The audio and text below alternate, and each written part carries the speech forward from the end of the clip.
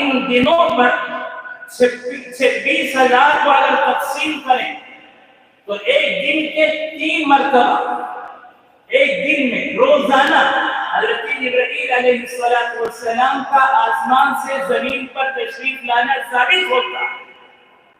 یہ وہ عظیم الشان کلام مجید ہے جس کو لے کر حضرت جبرائیل علیہ السلام گویا ایک دن میں روزانہ 3 مرتبہ اترا کرتے تھے. اللہ نے ایسا کلام ہمیں عطا فرمایا اور یہ اللہ کی صفت ہے، اللہ کی ذات سے نکلا ہوا کلام ہے. اور جیسے اللہ کی ذات حی ہے، قیوم زندہ ہے، اور جیسے اللہ کی ذات کو جو صفات ہیں وہ ساری صفات قرآن کریم کی، اور قرآن کریم جب اللہ کا کلام ہے، اللہ کی ذات کو جیسے حیات ہے وہ حی، اللہ کی ذات اس پاکیزہ کلام کو بھی یہی حیات کی صفت حاصل ہے، زندہ جاوید کلام ہے. اور یہ وہ عظیم الشان کلام ہے جس کا حقیقت میں دنیا میں کوئی بدل نہیں ہو سکتا.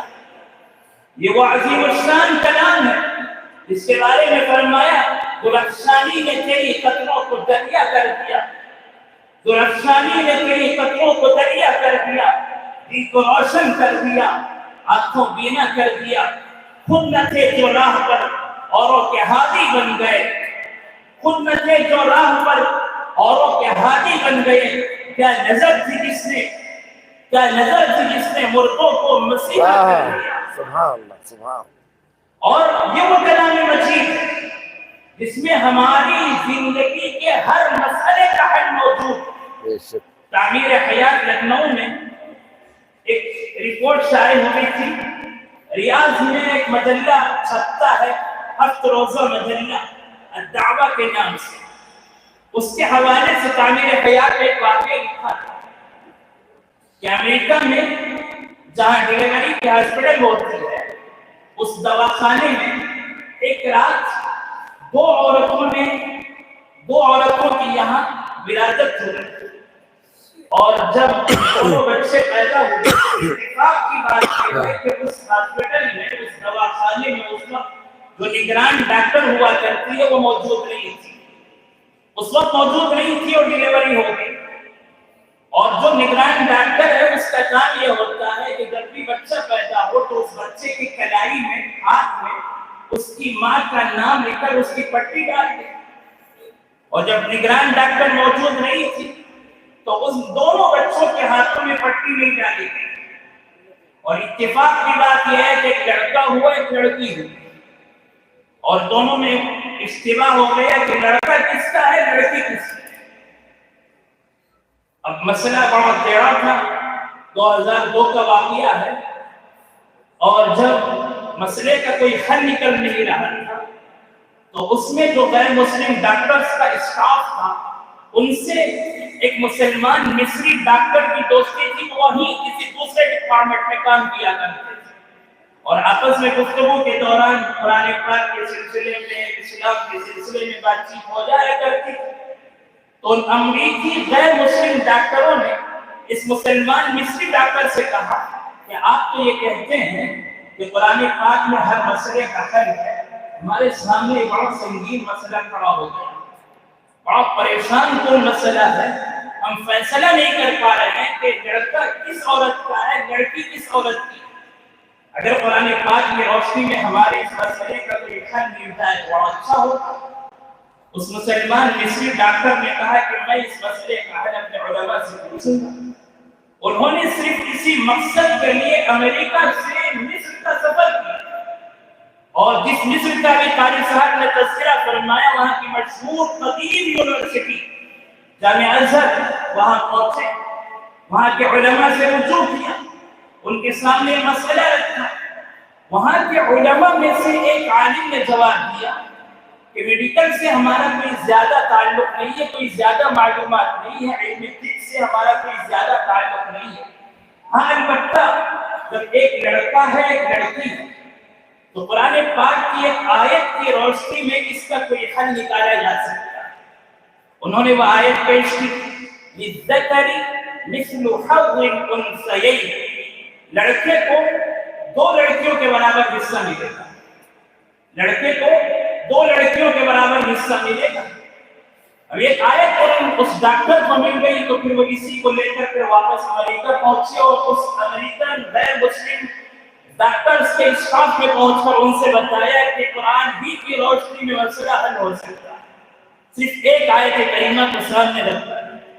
پھر انہوں نے دونوں عورتوں کے دودھ کو لے کر لیبارٹری میں ٹیسٹ کے لیے بھیجا، اور جب دودھ ٹیسٹ کروایا گیا تو لڑکے کی ماں کے دودھ میں لڑکی کی ماں کے دودھ کے بنسبت دگنی مقدار تھی، کوانٹٹی ڈبل تھی، اور ایسے ہی حیاتین جسے وٹامن کہتے ہیں، وٹامن کی مقدار بھی لڑکے کی ماں کے دودھ میں لڑکی کی ماں کے دودھ کی بنسبت زیادہ تھی، اور اس بنیاد پر فیصلہ کر لیا گیا کہ لڑکا فلاں عورت کا ہے اور یہ لڑکی فلاں عورت کا ہے۔ اور جب للذکر مثل حظ الانثیین ایک آیت کی روشنی میں مسئلہ حل ہو گیا تو ان امریکی ڈاکٹروں نے اسلام قبول کیا۔ قرآن پاک کی ایک آیت کی روشنی میں تعمیر حیات میں واقعہ لکھا ہے، اور الدعوہ کی رپورٹ کے مطابق اس دعوے کو پورے شواہد کے ساتھ میں پیش کیا ہے۔ ایک آیت کی روشنی میں کیسے لوگ اسلام کی طرف بڑھتے ہیں، اسلام کو سینے سے لگاتے ہیں۔ اور آج بھی میرے بھائیوں قرآن پاک کا معجزہ زندہ جاوید موجود ہے، اور گزشتہ 1.5 سال سے دنیا اس منظر کو دیکھ رہی ہے جب دنیا نے اسرائیلی طاقتیں، صہیونی قوتیں الزام کے ساتھ میدان میں اتری 7 اکتوبر کے بعد میں، جب حماس نے اسرائیل پر حملہ کیا تو اس کے جواب میں صہیونی قوتیں اپنی طاقت کے نشے میں چور ہو کر اور اپنے فخر و غرور کے ساتھ میں میدان میں کہتی ہوئی اتری کہ ہم چند ہفتوں میں غزے کا نام و نشان مٹا دیں گے اور اپنے قیدیوں کو چھڑا لیں گے، چند ہفتوں میں ہم سارے حماس کا نام و نشان زمین سے مٹا دیں گے۔ ایک مٹھی بھر تنظیم، دنیا کی چھوٹی سی تنظیم 440 پر 6 دن تک صہیونی قوتوں کا مقابلہ کرتی رہی، اور دنیا بھر کی ساری عالمی طاقتیں اس چھوٹی سی تنظیم کو مٹانے کے درجہ ہو گئی، اور اس 40 کلومیٹر کی پٹی پر انہوں نے ایسی شدید بمباری کی گزشتہ 16 مہینوں سے دنیا دیکھتی رہی۔ وہاں کتنے بچوں نے جان شہادت نوش کیا، کتنے بچے یتیم ہو گئے، کتنی عورتیں بیوہ ہو گئی، اور اس شدید مزاحمت کے باوجود 440 پر 6 دن کے بعد شروع میں چند ہفتوں تک جب جنگ طویل ہونے لگی، لمبی ہونے لگی، تو ان صہیونی قوتوں نے دعویٰ کیا، کہا کہ ہم کبھی جنگ بندی نہیں کریں، سیز فائر نہیں ہوگا، اور ہم اس جنگ کو جاری رکھیں گے یہاں تک کہ حماس کا نام و نشان مٹا دیں گے، ہم غزہ کو سفر ہستی سے ختم کر دیں گے۔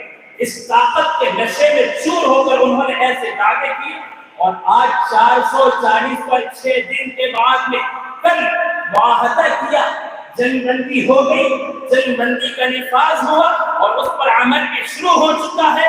اور اس جنگ بندی کا مطلب آپ جانتے ہیں کیا ہے؟ اس معاہدے کا مطلب آپ جانتے ہیں کیا ہے؟ اس معاہدے کا مطلب ہے اسرائیل کی شکست، اس معاہدے کا مطلب ہے فلسطینیوں کی فتح، اس معاہدے کا مطلب ہے بیت المقدس مسجد اقصی کے محافظین کی کھلی فتح۔ یہ اس معاہدے کا صاف اور واضح مطلب، اور یہ فتح کیسے نصیب ہوئی؟ آخر اس کا راز کیا ہے؟ اس کے پیچھے کون سا راز چھپا ہوا؟ دنیا دیکھ رہی ہے۔ اللہ جزائے خیر دے، خوب جزائے خیر دے، اور ان کے علم میں، عمر میں، صحت میں اللہ خوب جزائے خیر عطا فرمایا۔ قاری سہیل صاحب دامت برکاتہم معہد العلوم الاسلامیہ قلندر کے استاد محترم ہیں، انہوں نے اپنی قرات کے لیے جن آیتوں کا انتخاب فرمایا، سورہ احزاب کی آیتیں، ان ساری آیتوں کی تلاوت فرماتے رہے، اور اس وقت کے حالات کا پورا نقشہ نگاہوں کے سامنے گھومتا رہا۔ وہ واحد، وہ قہار ذات جانتی ہے کہ آخر ان صہیونی قوتوں کو طاقت دینے والے کہاں ہیں اور کہاں آگ لگائی جائے۔ کن کو جلایا جائے اور کن کو فنا کیا جائے وہ قہار ذات جانتی ہے. اور اسی نے لاس اینجلس کے پورے علاقے کو تقریباً 40,000 ایکڑ سے زیادہ علاقہ جو آگ کی لپیٹ میں. لوگ اگر اس سے عذاب نہ مانے تو نہ مانے، اور کون عذاب مانتا ہے؟ کون سا مجرم کہتا ہے کہ مجھ سے گناہ ہو گیا؟ کون سا مجرم اپنے جرم کا اعتراف کرتا ہے؟ کون کہتا ہے کہ ہم عذاب کے مستحق ہیں؟ تاریخ شاہد ہے. سرکار عالم صلی اللہ علیہ وسلم کے عہد نبوت میں جب بدر میں 70 کفار جو کفر کے سربراہ تھے، ان سرداروں کو کنویں میں ڈال دیا گیا. اس کے بعد بھی کھڑے ہو کر آقا نے پوچھا کیسا رہا اللہ تعالیٰ؟ میرے آقا تو دنیا کے ہر تغیر سے ڈرتے تھے. جبکہ دنیا میں کوئی تغیر پیش آتا، کوئی تبدیلی آتی، کوئی چینجز ہوتے، ہم اسے انوائرمنٹ کہتے ہیں، گلوبل وارمنگ کہتے ہیں، ہم کسی بھی عنوان سے اسے تعبیر کریں، ہم اسے کہیں موسمی تبدیلی ہے، ہم یہ کہیں کہ کسی نے آگ لگائی ہے، کچھ بھی کہنے. لیکن میرے آقا کا ایک دستور اور ضابطہ اور سنت اور طریقہ رہا ہے کہ جب بھی عالم میں کوئی تغیر پیش آتا آپ فوراً نماز کی طرف متوجہ ہوتے، مسجد کی طرف دوڑ جاتے.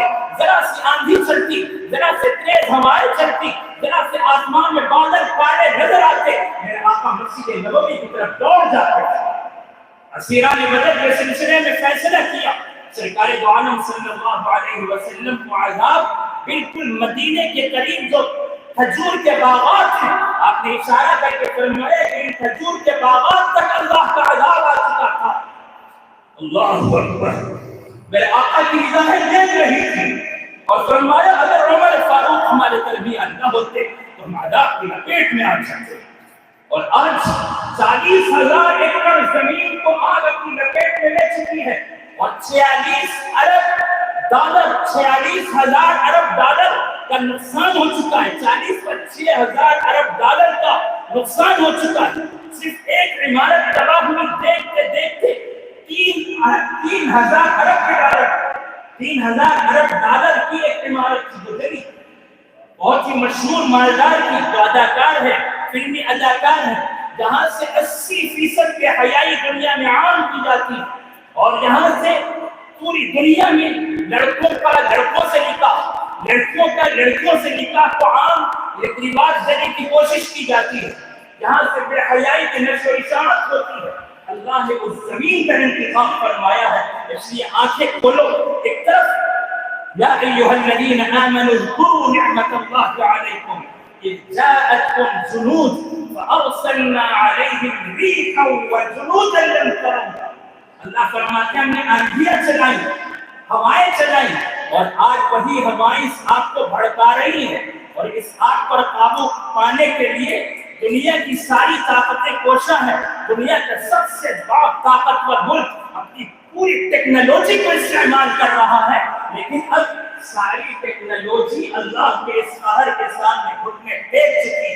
انسان اپنی بے بسی کا اظہار کر رہا ہے، انسان عاجز اور بے بس ہو چکا ہے.